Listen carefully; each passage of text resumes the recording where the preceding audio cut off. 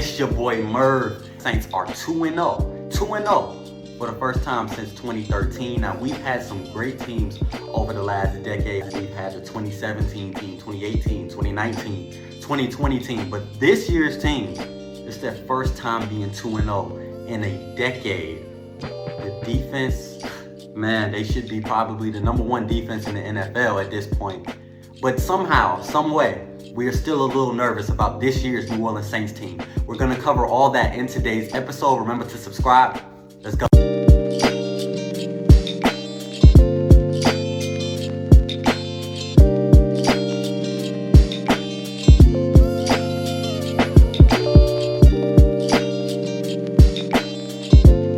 Let's kind of get into the 2023 New Orleans Saints. Now, this team has all the potential to be a Super Bowl champion, but after 2 games, I'm seeing a lot of things about the New Orleans Saints in the comment sections, on social media, under the YouTube comments, under the videos, about Saints fans being so worried about this year's team, especially on the offensive end. I'm worried about what I see offensively as well, but I'm gonna start with the good before I kind of go into my thoughts and opinions on where this team may lie, especially as we head into a Week 3 matchup against the Green Bay Packers and a talented Jordan Love. I've been watching his highlights, I've been catching the games, and although they did have that loss to the Atlanta Falcons in Week 2, got game. He's definitely going to be a challenge for this New Orleans Saints team, but we're going to get into that. Let's start with the good about this team.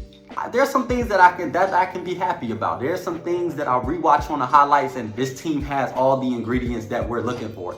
An excellent defense. I mean, the Saints defense has been good for the last, 10 games going back to last season. The defensive line, the linebackers, Pete Werner is healthy. That's what I watch the New Orleans Saints defense, and that's the thought that's in my mind. The health of Pete Werner. When he's on the field, he is a difference maker. That same way we felt about LRB back in 2015 or Quan Alexander a couple years ago is what we see in Pete Werner on a consistent basis. And that's the difference. Man is all over the field. Anytime he's one-on-one with the ball carrier, I just always believe he's going to make that tackle by himself. He doesn't even need the gang tackle. But one thing I will say about this New Orleans Saints defense is they gang tackle. They coming in with like a different kind of swagger, for lack of a better word, and they just get into the ball. And the secondary, Alontae Taylor, we got a Debo who be, doing the Debo things every now and then, but this secondary as a whole is a beast. You got Tyrann Mathieu, we got Marshawn Lattimore, we got Alontae Taylor back there, we got Marcus May making plays, and it seems like anytime the ball is thrown deep, now it's like I'm breaking out in excitement because the ball could be in the New Orleans Saints' hands at any given time. That secondary gets in a groove, and it seems like they're always in a groove recently. Overall, the New Orleans Saints defense is really just a staple of the team. And I don't see that being a problem. Now, the New Orleans Saints do have to score points, but I don't think defense leading the way is a bad thing. We've seen it in the past, not in recent football, but definitely in the past with the early 2000s Bucks who won a championship. And we know how defense led the way decades prior to this new offensive firepower on every team kind of NFL that we're seeing now. But hey, I'm fine with the defense looking good. We spent so many years, so many decades being bad defensively. It's kind of nice feeling good going into quarters and football games, just watching the team and not worrying about the defense giving up a big play. And not saying this defense is perfect, if not top 3, should be #1 in the NFL soon. They only gave up 1 touchdown in the last few games going back to last season, and that was a garbage time touchdown to the Carolina Panthers that was based on soft zone coverage. So I don't even know what to say about the defense other than, we balling right now. And as this shirt says staple, the defense is the staple of the team. So that's what I'll say about the New Orleans Saints defense. Now let's get to the offense. And I know a lot of people are talking about Derek Carr, and a lot of people are talking about Alvin Kamara coming back, and a lot of people are talking about Taysom Hill not being utilized, but I really think the issue with the offense right now is more play calling by Pete Carmichael. Now, I'm not saying Pete Carmichael isn't calling the right plays. I just believe I would like to see the New Orleans Saints kind of go into the mindset they had in 2019, 2020 when Drew Brees was getting a little older and he wasn't able to hold on to the ball as long and he had to get those passes out a little bit quicker. I would like to see more quick routes. We did see what Michael Thomas was doing. No, we heard about Michael Thomas and Derrick Brown. Like, I like it. I like to see the New Orleans Saints with that fire in them, even after the game. 17 New Orleans Saints that were all about that business. So, you know, as I go back to the play calling, I would like to see more quick passes, and I would like the New Orleans Saints to do the obvious. I know when Sean Payton was coach, we always talked about how he would dare to be different, how he would, you know, try to be the smartest man in the room, but sometimes you just got to take what's given to you. And when you're in the red zone, you have to utilize your 6'7" tight end who has made so many memories for New Orleans Saints fans, Jimmy Graham. I'm glad that they utilized Taysom Hill a lot more in this Carolina Panthers game. I heard Pete Carmichael say during the week prior to the game that, hey, he realized we didn't use Taysom as much. I'm frustrated because I was a civilian in the building and everybody in the stadium was saying, hey, why don't we use Taysom Hill a little bit more? It takes a whole game and 4 quarters of bad offensive football for him to realize that Taysom Hill is still a weapon for this team, despite Chris Olave, Mike Thomas coming back and being healthy, Juwan Johnson making plays. We still got your boy Taysom Hill, who is a true football player, and just like the defense, he is a staple of the New Orleans Saints.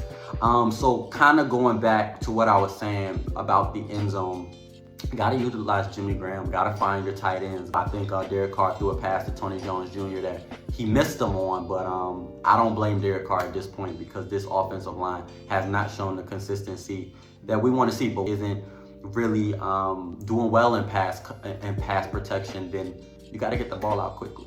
And I want to see the ball get out quickly to Chris Olave, to Rashid Shaheed. Let them make plays. I see a lot of these long developing plays. I seen one play where 2 people ran a post and other 2 people ran a seam route.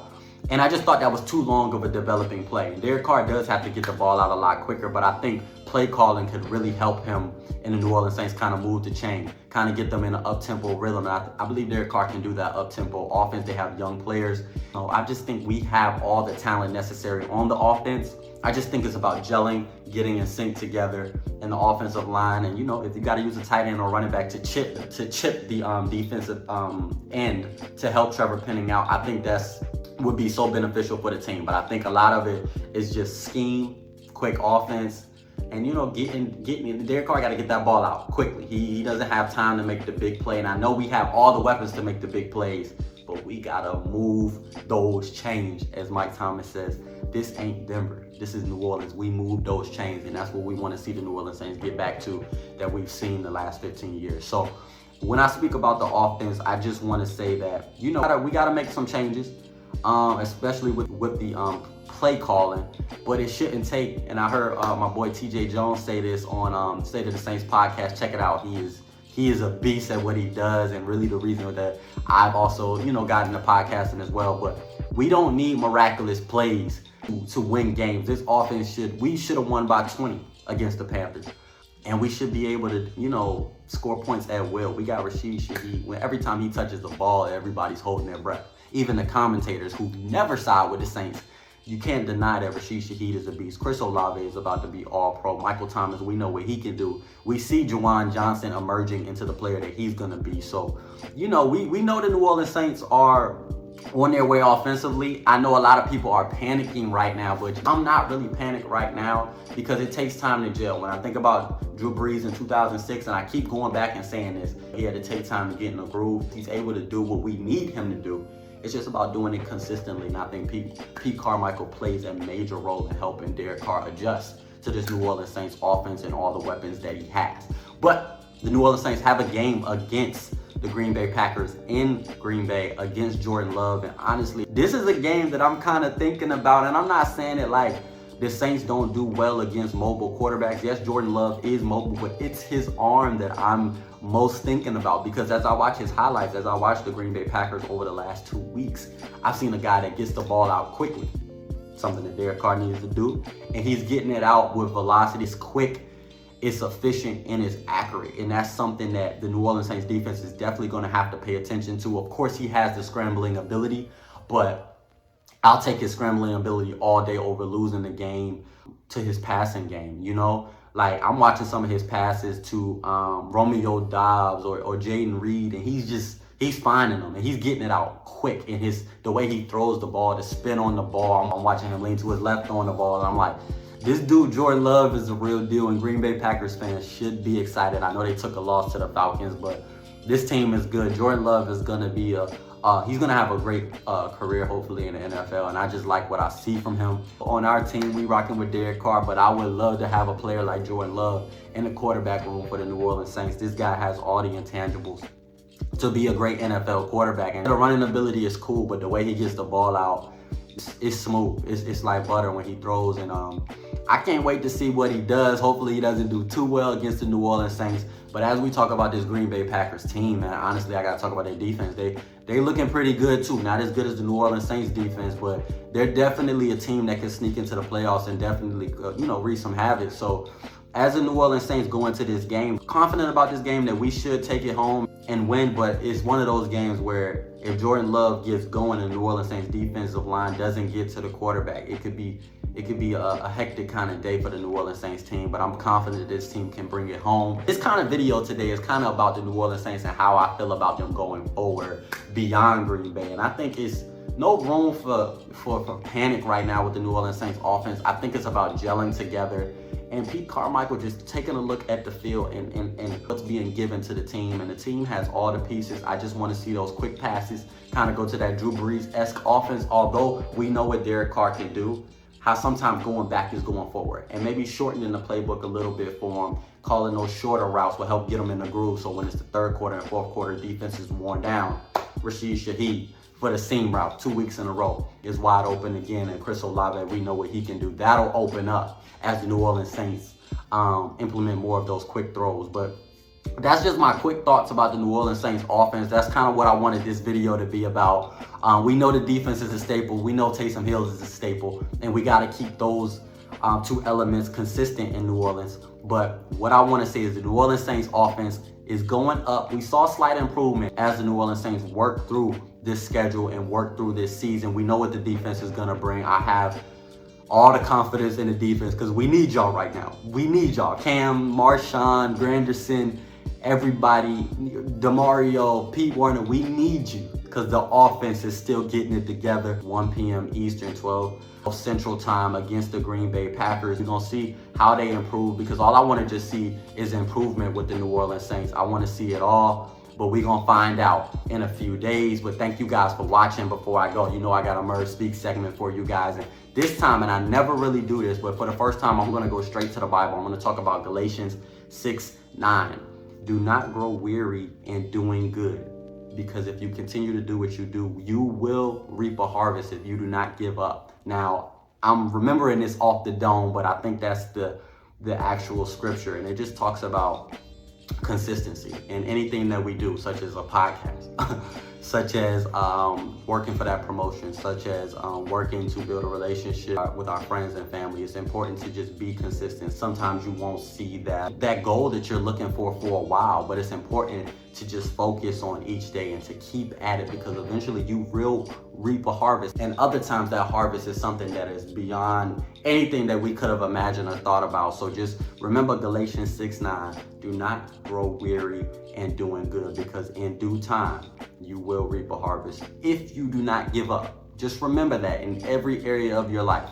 And just remember one word: consistency. I'm going to be consistent with this podcast and continuing to bring you guys my thoughts and opinions on our New Orleans Saints. But thank you guys for watching. It's your boy Merv. Peace.